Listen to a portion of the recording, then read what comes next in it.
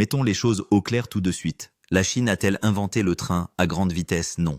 Le pont suspendu? Non. Les panneaux solaires, les gratte-ciel, les véhicules électriques, l'énergie nucléaire, les tunneliers? Non. Non. Non. Non. Et non. Voici maintenant la question qui compte vraiment. Qu'a fait la Chine de toutes ces inventions? Car voici ce à quoi personne ne s'était préparé. Voici l'élément systématiquement omis dans tous les débats, tous les commentaires, toutes les discussions sur les inventions et leurs auteurs. Les inventeurs ont développé l'idée. La Chine l'a développée à une échelle, à une vitesse, et avec une ambition que les inventeurs originaux n'avaient jamais envisagée, jamais financée, et qu'ils ont même dans plusieurs cas déclaré impossible. On peut copier un plan. On ne peut pas copier la volonté de le mettre en œuvre à grande échelle. Cette volonté doit venir d'ailleurs. Ce que vous allez voir n'est pas une liste des inventions chinoises. C'est le récit documenté de ce qui se passe lorsqu'une civilisation de 4 milliards d'individus décide que le suffisant n'est pas une stratégie, que la première version d'un projet n'est pas la version finale, et que la question n'est jamais de savoir si quelque chose est réalisable, mais seulement à quelle vitesse, à quelle échelle et à quel point la version suivante doit aller au-delà de l'original. À la fin de cette vidéo, le mot « copier » vous semblera sans doute le plus inadéquat de la langue anglaise. Avant de partir, laissez un commentaire. D'où regardez-vous cette vidéo? Quelle heure est-il chez vous? Abonnez-vous si vous êtes nouveau ici. Ici, les histoires les plus extraordinaires du monde prennent vie. C'est parti, le train. Le Japon l'a inventé. Le Shinkansen, 1964. Les Jeux Olympiques de Tokyo. Un train à grande vitesse filant à 200 km/h, le monde entier s'est arrêté pour admirer ce miracle d'ingénierie moderne. La France l'a rendu plus rapide. Le TGV, 1981. 300 km/h. L'Europe s'est émerveillée, l'Amérique l'a étudié, quelques pays ont construit des tronçons. L'ambition de cette technologie est restée globalement inchangée pendant les 20 années suivantes. Puis la Chine est entrée en scène. Il nous faut finaliser le tracé du segment sud. Ce contournement réduira considérablement le temps de trajet. Mais nous devons vérifier la stabilité du sol à cet endroit. En 2008, la Chine a inauguré sa première ligne ferroviaire à grande vitesse. En 2024, la Chine disposait de plus de 45 000 km de voies à grande vitesse en service. Imaginez un peu 45 000 km, le reste du monde réuni. Japon, France, Allemagne, Espagne, Corée du Sud. Tous les pays exploitant des lignes à grande vitesse totalisent environ 20 000 km. La Chine en compte plus du double. À elle seule, elle y parvient. Les trains circulent à 350 km/h et affichent une ponctualité supérieure à 95% sur l'ensemble du réseau. Ils transportent plus de 4 milliards de passagers chaque année. Plus de passagers que l'ensemble du secteur aérien commercial mondial ne les transporte en une année. Ce réseau relie toutes les grandes villes du pays le plus peuplé du monde. Et il s'est construit en moins de temps qu'il n'en faut à la plupart des pays occidentaux pour réaliser une étude d'impact environnemental pour une seule gare. Le Japon a inventé le train à grande vitesse. Après 60 ans d'exploitation, le Japon dispose de 3000 km de voies à grande vitesse. La Chine a construit 15 fois plus en 15 ans. La copie a dépassé l'original d'un ordre de grandeur. Et elle continue de s'étendre. Ce que le réseau a changé est plus difficile à quantifier que ce qu'il a construit. Un ouvrier d'usine à Wuhan peut se rendre à Shanghai en moins de 2 heures. Un étudiant à Xi'an peut suivre des cours dans une université de Pékin et considérer le trajet comme un simple trajet domicile-travail. Des villes qui étaient économiquement isolées les unes des autres pendant des siècles font désormais partie intégrante du même marché du travail. Le réseau ferroviaire à grande vitesse n'a pas seulement permis de transporter les gens plus rapidement, il a remodelé la géographie économique du pays le plus peuplé du monde. Et cela s'est fait pendant le temps qu'il a fallu à la plupart des pays occidentaux pour débattre de l'opportunité même de construire des lignes ferroviaires à grande vitesse. Les ponts suspendus. Le pont suspendu est l'un des plus grands exploits d'ingénierie de la civilisation occidentale. Le pont de Brooklyn, le Golden Gate, des structures emblématiques qui ont défini les limites de l'ingénierie et ce que pouvait représenter une ligne d'horizon. Pendant la majeure partie du XXe siècle, les ponts suspendus les plus longs du monde étaient américains, britanniques ou japonais. Les records avançaient lentement.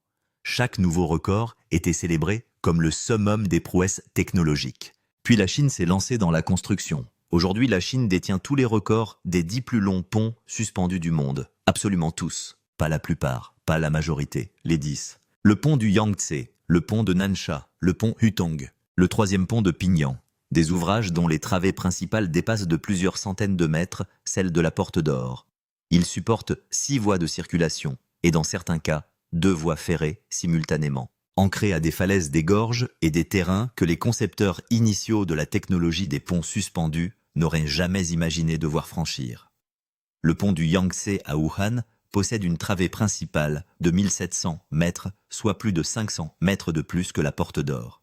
Il supporte une autoroute à 6 voies sur son tablier supérieur et une voie express à 4 voies sur son tablier inférieur. Sa construction a duré 4 ans. Et puis, il y a le pont de verre. Une technologie qui existait déjà à l'état de concept et sous forme de petites installations novatrices ailleurs dans le monde. La Chine l'a observé et a fait ce qu'elle fait toujours, elle en a construit des centaines. Le plus long pont de verre du monde.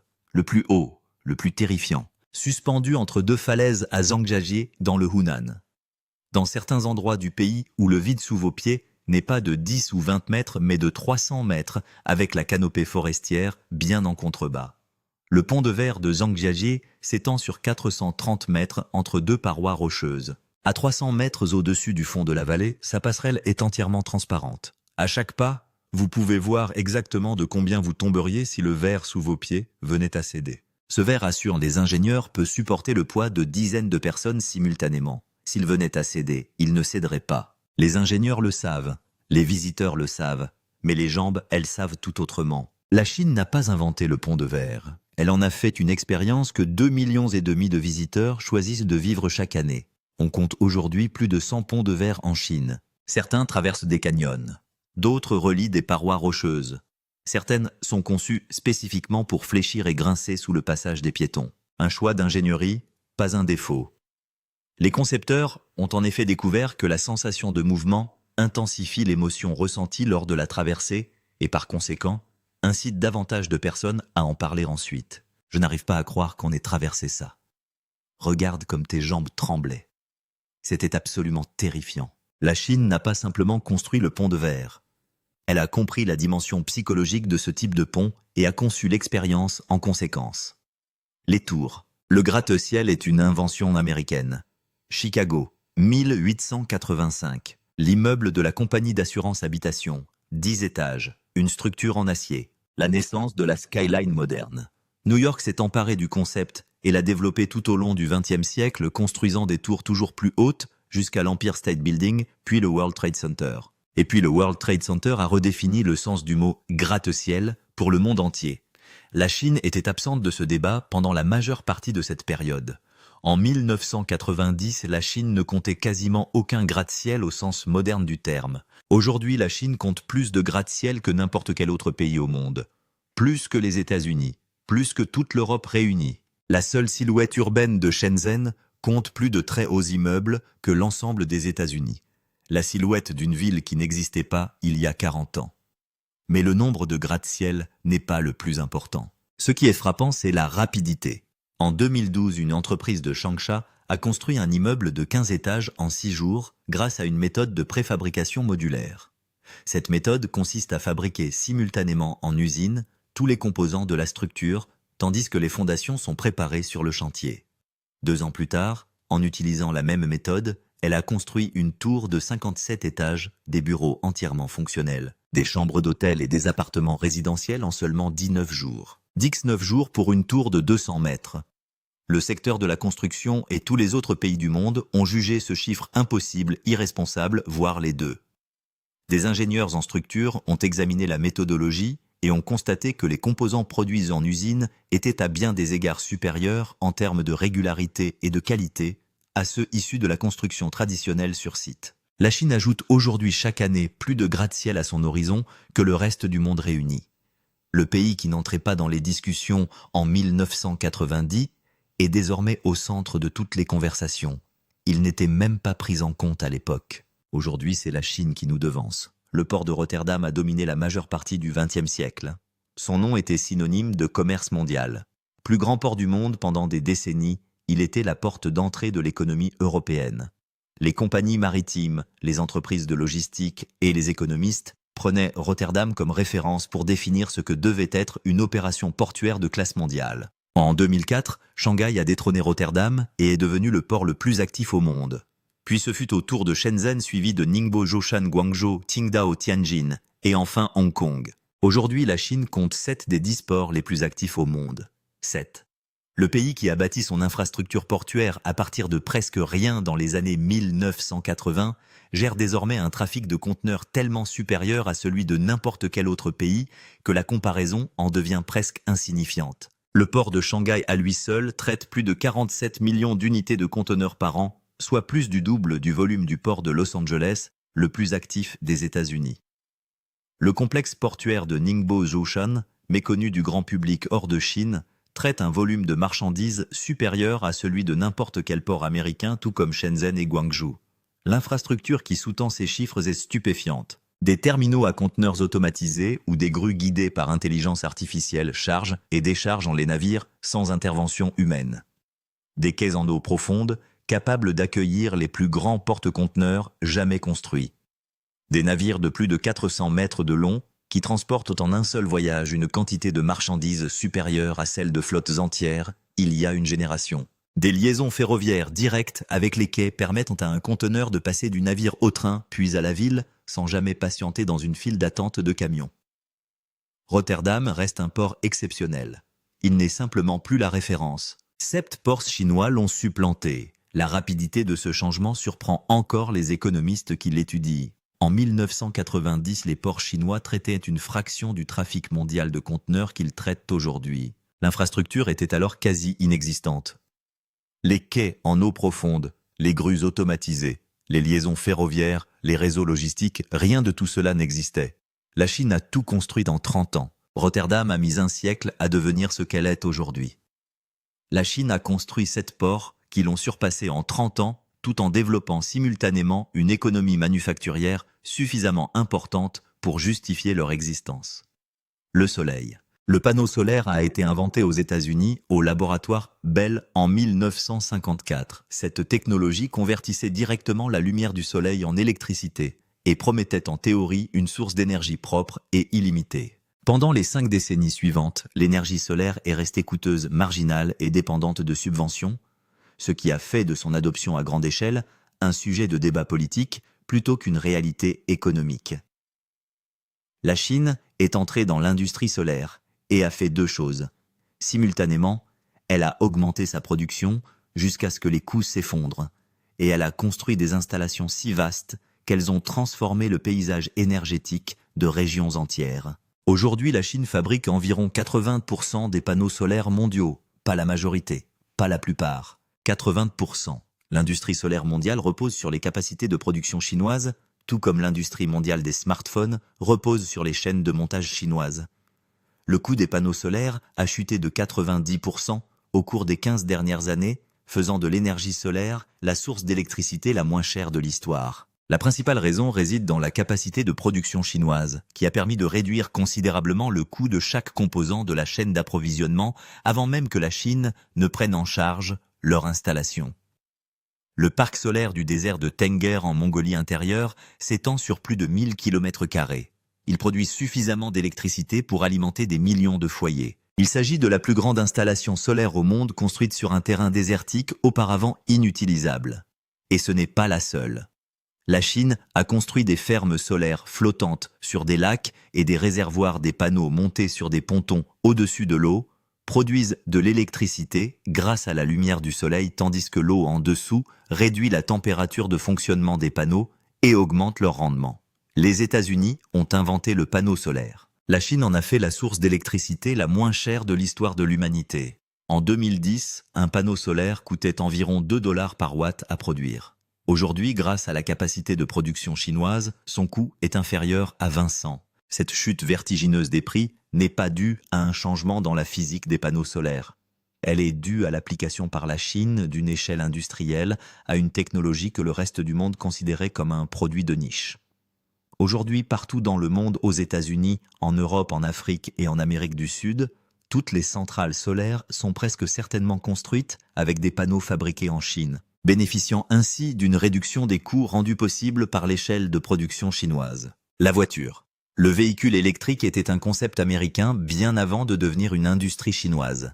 Tesla, Silicon Valley. L'idée que le moteur à combustion interne, pilier de l'identité industrielle américaine pendant un siècle, pouvait être remplacé par une batterie et un moteur électrique.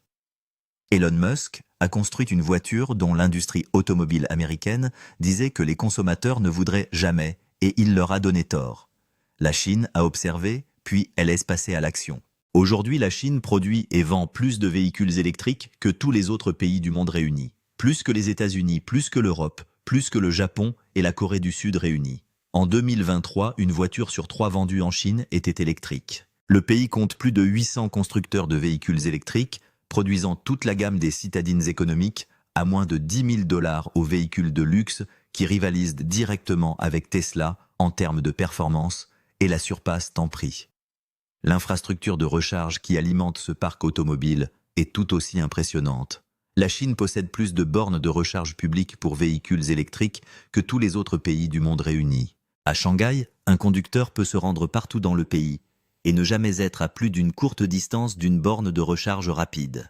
BYD, une entreprise chinoise dans laquelle Warren Buffett a investi, avant même que la plupart des Américains n'en aient entendu parler, est devenu le premier constructeur mondial de véhicules électriques en termes de vente en 2023, dépassant brièvement Tesla. Cette entreprise a été fondée à Shenzhen en 1995 par un homme qui a commencé par fabriquer des batteries rechargeables pour téléphones portables. Tesla a prouvé que le véhicule électrique était attractif. La Chine a prouvé qu'il était inévitable. L'infrastructure qui soutient le parc automobile électrique chinois est peut-être l'aspect le moins connu de cette histoire. La Chine possède plus de bornes de recharge rapide publiques que tous les autres pays du monde réunis. L'écosystème complet autour du véhicule électrique, la fabrication, la recharge, la chaîne d'approvisionnement des batteries, les logiciels, a été construit simultanément à l'échelle nationale en moins d'une décennie. Un signal fort. Le réseau sans fil de 5e génération, la 5G, a été développé grâce à des processus de recherche et de normalisation auxquels ont largement contribué des entreprises américaines, européennes et sud-coréennes telles que Qualcomm, Ericsson, Nokia et Samsung. Cette technologie est née d'une collaboration mondiale et au moment de son déploiement, la plupart des pays occidentaux s'attendaient à un déploiement progressif, coûteux et nécessitant près de 10 ans pour parvenir à une couverture significative. La Chine a déployé davantage de stations de base 5G au cours des 2 premières années de son déploiement que le reste du monde réuni en 5 ans. En 2023, la Chine comptait plus de 3 millions de stations de base 5G en service, soit plus de 80% du total mondial. Des zones rurales chinoises que la plupart des planificateurs de télécommunications d'autres pays jugeraient trop peu peuplées pour justifier une infrastructure 5G sont désormais couvertes. Des usines et des zones industrielles fonctionnent entièrement grâce à l'automatisation connectée à la 5G. Des hôpitaux réalisent des interventions chirurgicales à distance guidées par des systèmes robotiques connectés à la 5G. Les ports exploitent des véhicules et des grues autonomes coordonnés par des réseaux 5G avec une latence si faible que le délai entre la commande et l'exécution est imperceptible. Les États-Unis comptent environ 100 000 stations de base 5G. La Chine en compte 3 millions. Cet écart n'est pas d'ordre technologique. Les deux pays ont eu accès à la même technologie à peu près au même moment. Tout est question de volonté nationale d'investissement et de rapidité de mise en œuvre. La Chine a décidé. La Chine a construit. Le signal est omniprésent. On commence seulement à appréhender les conséquences pratiques de ce retard de déploiement. Les usines chinoises connectées par des réseaux 5G privés fonctionnent à des niveaux d'automatisation que les usines d'autres pays ne peuvent encore égaler, car la fiabilité et la latence du réseau nécessaire à une production entièrement automatisée à grande échelle font tout simplement défaut dans la plupart des autres pays. L'avantage concurrentiel conféré par 3 millions de stations de base contre 100 000 ne relève pas uniquement des télécommunications.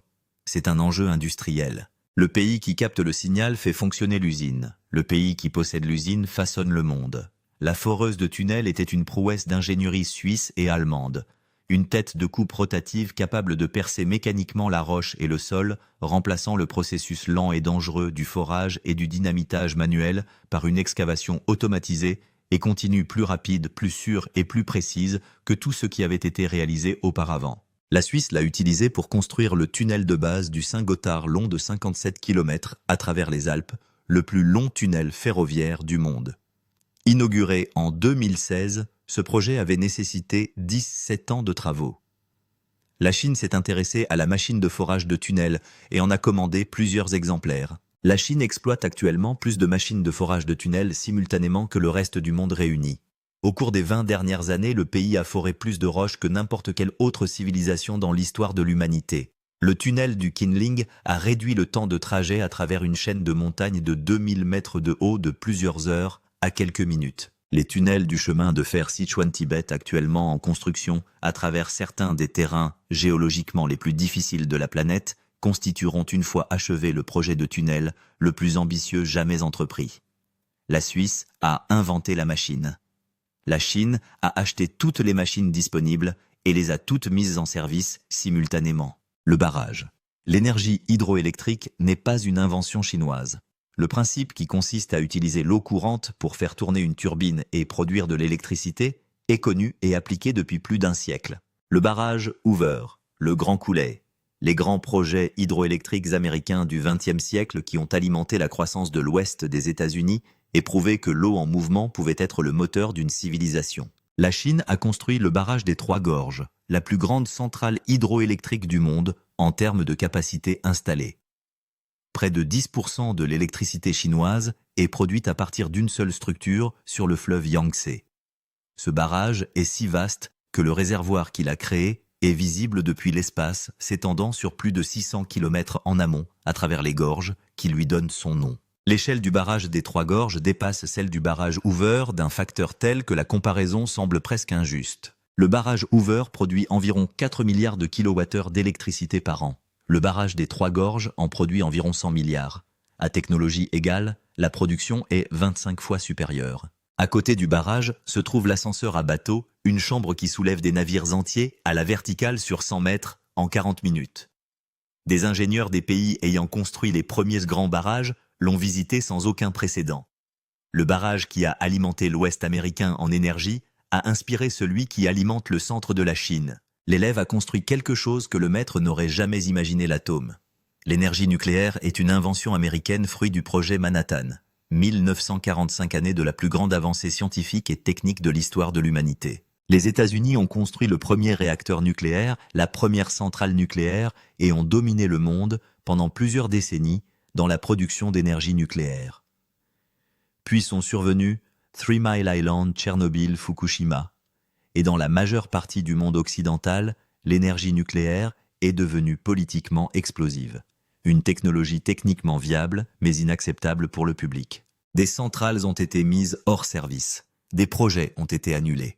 L'Allemagne a fermé l'ensemble de son parc nucléaire. Les États-Unis ont quasiment cessé la construction de nouvelles centrales. La Chine, elle, a continué. Aujourd'hui, la Chine compte plus de centrales nucléaires en construction que tous les autres pays du monde réunis. La Chine n'en construit pas plus qu'aucun autre pays. Elle en construit plus que tous les autres réunis. Environ 25 réacteurs sont actuellement en construction en Chine contre une poignée seulement dans le reste du monde. Les réacteurs chinois les plus récents intègrent des systèmes de sécurité passifs si avancés qu'ils peuvent s'arrêter en toute sécurité sans aucune intervention humaine ni alimentation électrique externe. Le mode de défaillance spécifique à l'origine de la catastrophe de Fukushima est physiquement impossible avec ces conceptions. La Chine a développé ces systèmes en partenariat avec Westinghouse, l'entreprise américaine pionnière de l'énergie nucléaire commerciale, en utilisant la propriété intellectuelle américaine comme base, et en perfectionnant l'ingénierie de sécurité au-delà des capacités de la conception originale. Le pays qui a inventé l'énergie nucléaire a largement cessé d'en construire. La Chine s'est penchée sur cette même technologie, a résolu les problèmes de sécurité qui ont freiné tous les autres, et en construit aujourd'hui plus que le reste du monde réuni. L'inventeur a abandonné son invention. La Chine est en train de la mener à bien. L'ampleur des ambitions nucléaires de la Chine apparaît plus clairement lorsqu'on examine la chronologie. La Chine ambitionne de disposer de 150 réacteurs nucléaires en exploitation d'ici 2035. Les États-Unis exploitent actuellement 93 réacteurs, un nombre en déclin depuis des décennies, les centrales anciennes étant mises hors service et quasiment aucune nouvelle n'étant construite. D'ici une décennie, la Chine exploitera une capacité nucléaire supérieure à celle du pays qui l'a inventée. Non pas parce qu'elle a fait une découverte majeure, ni parce qu'elle a jugé cette technologie trop importante pour l'abandonner, mais simplement parce que cela est devenu politiquement délicat. Voici ce que les faits démontrent. Au début de cette vidéo, vous avez entendu la liste « Le Japon a inventé le train à grande vitesse ». L'Amérique a inventé le gratte-ciel, le panneau solaire, le véhicule électrique et l'énergie nucléaire. Les ingénieurs européens ont construit les premiers grands ponts suspendus et les premiers tunneliers. L'Allemagne et la France ont offert au monde la technologie ferroviaire à grande vitesse. Chacune de ces affirmations est vraie. Le mérite revient à qui de droit? Et voici un autre fait avéré. La Chine a développé le train à grande vitesse et construit 45 000 km de lignes, soit plus du double du reste du monde réuni. La Chine s'est approprié le pont suspendu et détient désormais les 10 plus longs du monde. Elle a également développé le concept du pont de verre et en a construit des centaines à des hauteurs que personne d'autre n'osait atteindre. La Chine a conquis le gratte-ciel et en a construit plus rapidement que n'importe quel autre pays dans l'histoire. Elle a dominé le secteur portuaire et exploite aujourd'hui 7 des 10 ports les plus actifs au monde. Elle a révolutionné le panneau solaire en réduisant son coût de 90% tout en construisant les plus grandes installations solaires de la planète. La Chine s'est imposée sur le marché du véhicule électrique et est devenue le premier producteur et le premier marché mondial. Elle a déployé la 5G et a installé 3 millions de stations de base alors que tous les autres pays étaient encore en phase de planification.